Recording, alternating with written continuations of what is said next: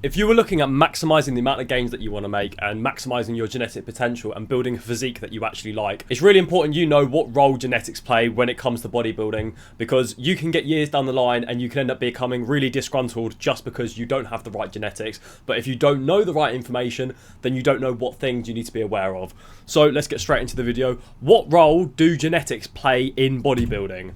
Genetics are important to understand because they can give us an insight into the expectations that we put upon ourselves. Oftentimes, people will put unreasonable expectations onto themselves with the idealization of them achieving something which is not possible in their nature.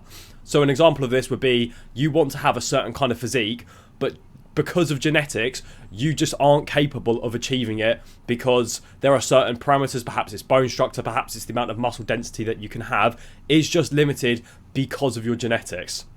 And this will lead people to a deep level of dissatisfaction, which can lead them to quitting or attempting things which may cause harm, such as injecting steroids and doing some crazy shit. In essence, what we need to do is focus on what we can control. A lot of guys end up making this mistake, especially when they get into their intermediate stages of lifting and they haven't made the amount of muscle gains that they want to, and they look at their favourite influencers and they look at people online who have made triple or double if not triple the muscle gains that they've made in like half the time. And no wonder so many people are hopping on compounds, hopping on steroids, or just doing some dumb shit. It's really important that you know what parameters you need to stick within, and you need to set reasonable expectations for yourself. And it's also important you don't beat yourself up, because if you do beat yourself up, you're not going to be able to achieve the physique that you do want. And well, you want to achieve your goal, so why don't we just like look at it through a sense that we can actually enjoy it? Okay, so we need to think of this like the cards that we've been dealt in a game. Once we've received them, we cannot change them. It's also not worth getting emotionally turbulent over something that we cannot change. We can only focus on how we utilize them. We can apply this principle to genetics.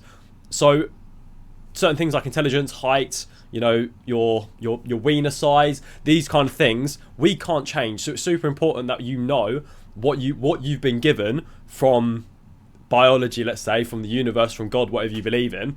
It's really important you know what you've been given so that you know what you can and can't change. Because there's no point stressing over things that you can't change, because if you do start stressing, you're just giving yourself you're just making life unhappy and miserable for no reason.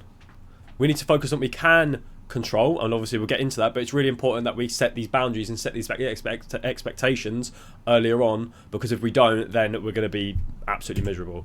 So genetics contribute to things like the proportions in terms of a skeletal frame, so these are somatotypes, your muscle insertions, basically the way your muscles are going to look on your body, the rate of muscle growth that someone may experience. Obviously this is an individual's response to a training stimulus, and then an individual's capacity for muscle growth, basically being their genetic potential. So you can't change these things. What you've been given in the sense of these parameters is what you're stuck with. Obviously there's things that we can do to really optimize our ability to build muscle, but for the most part there's certain things that you can't change and there's certain things you need to accept and deal with. So obviously going into skeletal structure, for some reason people question this and people argue against it and say, oh, it's not really a thing. Somatotypes are a thing. Obviously we've got ectomorph, endomorph and mesomorph. People will end up arguing and saying that, oh yeah bro, I'm an ectomorph, but they're just skinny and they just haven't put enough muscle. Obviously we can tell that somatotypes are a thing because people have different bone structure and their skeletons are just different. And if you don't believe me, well, look at this. We've got David Lade here, Henry Cavill in the middle, and then we've got Eddie Hall.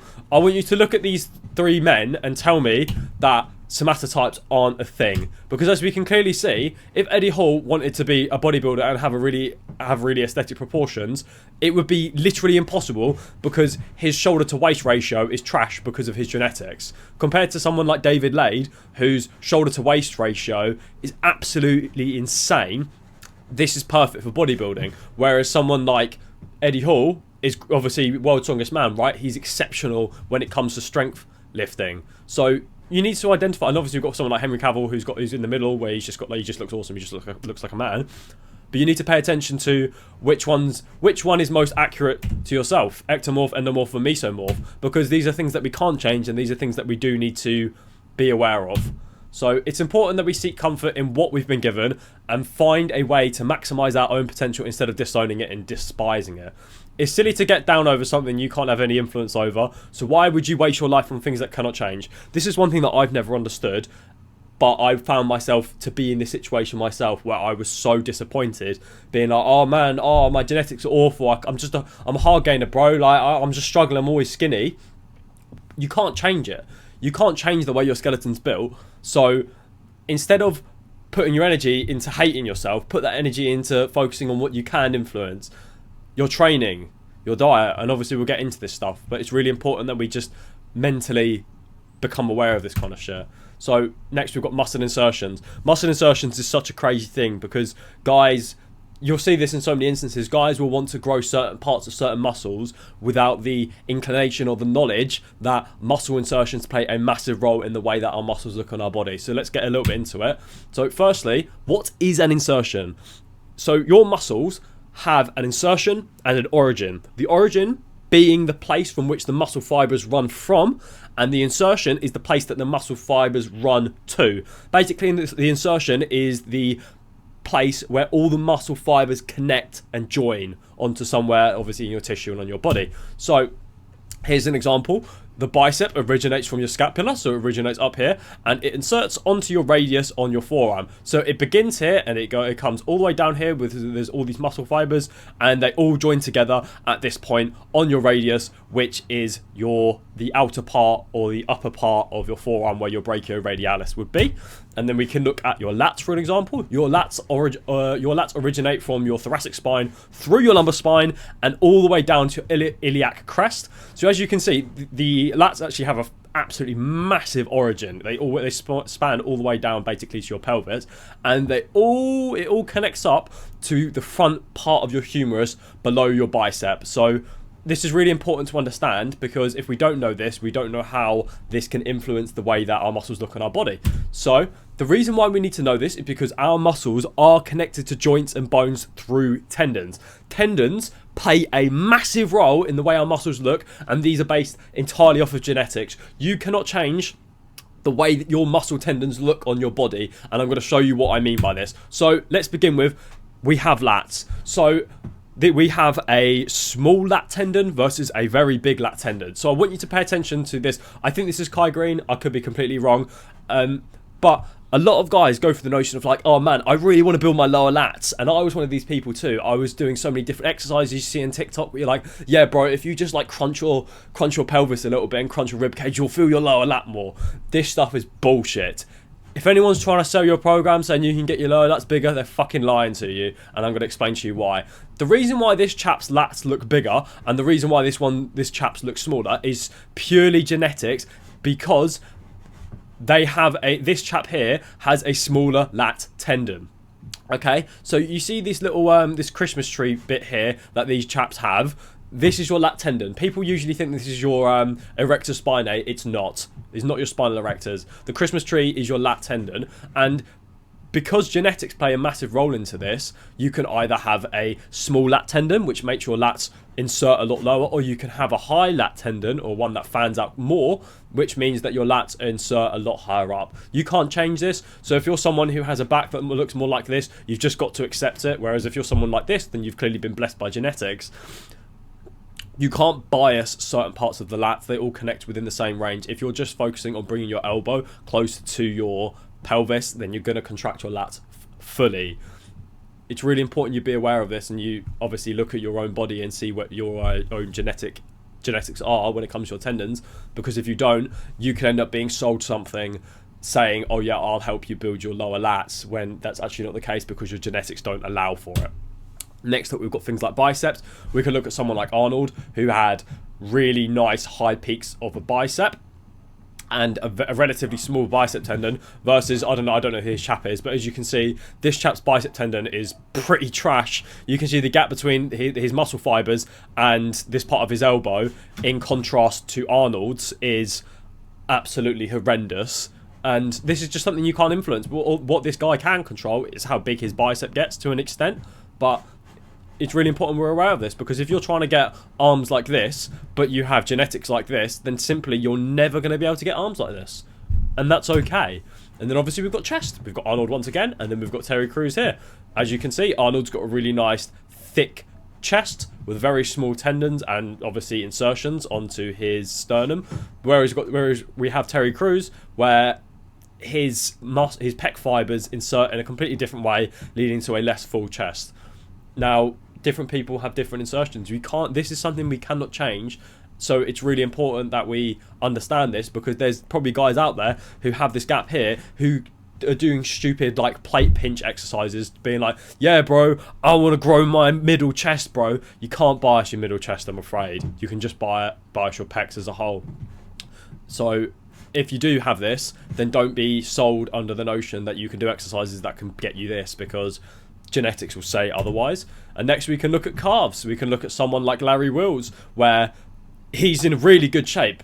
Dude looks absolutely awesome, but unfortunately, because his genetics are the way they are, his calves just aren't getting any bigger. And you can tell by the way this man trains. If he could get bigger calves, he would, right? Contrasting this with someone like Dorian Yates, obviously he's on more compounds and he's a lot bigger, but as you can see, his calves insert a lot lower compared to Larry's, and they're a lot bigger. This is purely genetic, and there's nothing Larry can do about it. All Larry can do is focus on building up the muscles that he can build up. And obviously Dorian, well, he's one of the best bodybuilders of all time, and this is why, because his genetics were allowed for him to be so. So when it comes to bodybuilding, in order for you to actually achieve the most fulfillment you can from it, you've got to accept that there are some things you can't change, man. And because there's literally no point stressing over stuff which you have no control over. You can't control your height, you can't control your skeletal size, and you cannot control the way your muscles insert.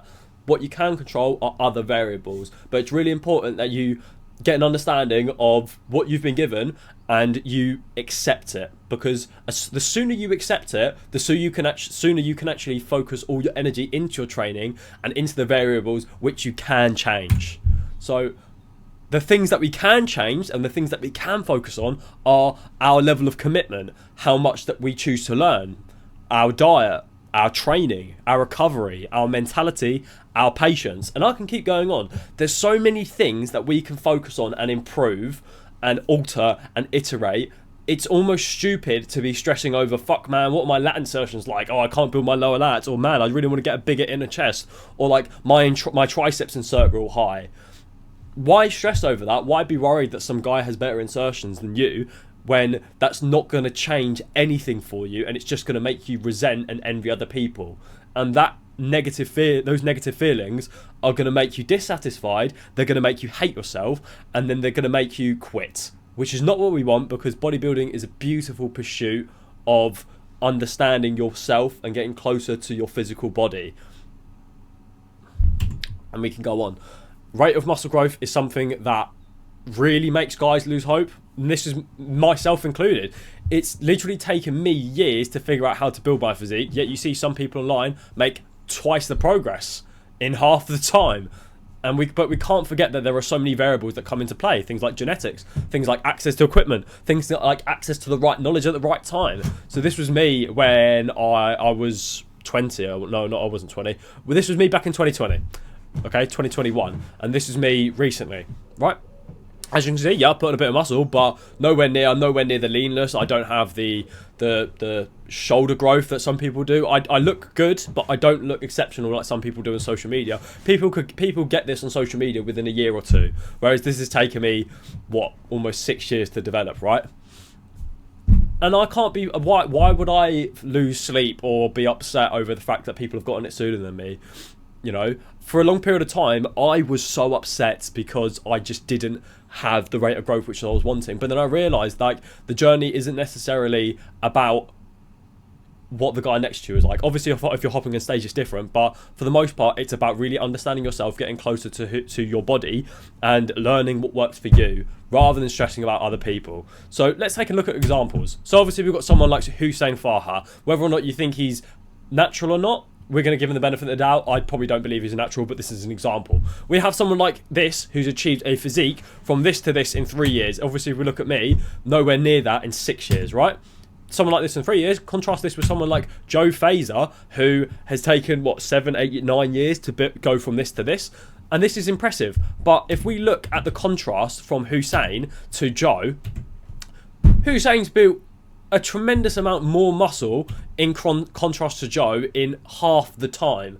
Now, this isn't negating the effort that Joe's put in. I can comfortably say that Joe's probably put in a tremendous amount of effort, and so is Hussein. But we just need to see and look at genetics. Obviously, if some people are putting compounds in, is paying attention to those things and not getting worn out just because other people look better than you in a different type of time frame. All it is about understanding the difference that people, understanding that different people have different stats that will enable them to achieve things easier, quicker, and to a greater extent, all because of genetics.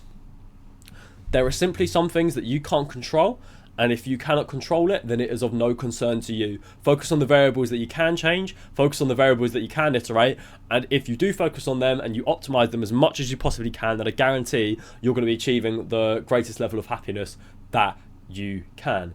If you found this video helpful, like, comment, and subscribe for the algorithm. Comment something down below if you want to have a conversation about this. Subscribe, and I'll catch you in the next one.